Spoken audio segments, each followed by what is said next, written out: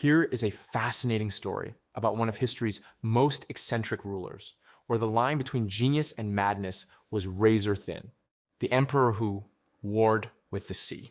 Imagine Rome in 37 AD. A young man named Gaius Julius Caesar Germanicus ascends to the throne, better known by his childhood nickname Caligula, which means little boots.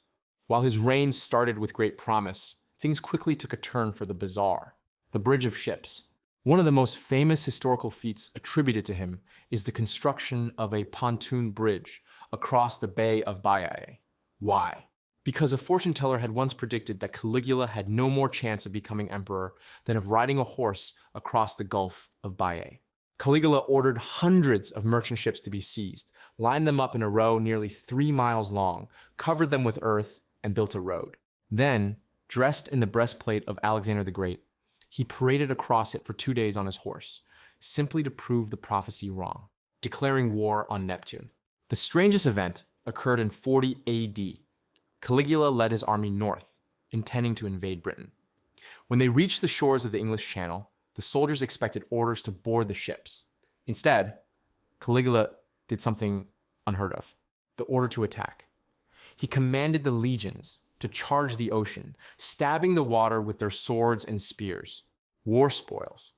After the victory, he forced the soldiers to take off their helmets and fill them with seashells from the beach.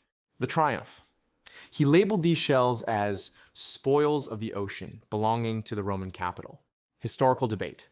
To this day, historians debate whether Caligula was truly insane or if this was his cruel way of humiliating his soldiers, who were on the verge of mutiny and refused to cross the sea.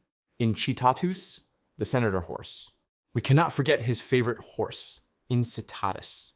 Caligula loved him so much that he built him a stable of marble, gave him ivory mangers, and even provided him with a house and servants to entertain guests.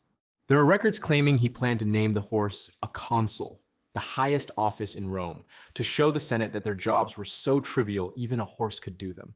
Despite his reign lasting only 4 years, Caligula remains a symbol of absolute power and extravagance.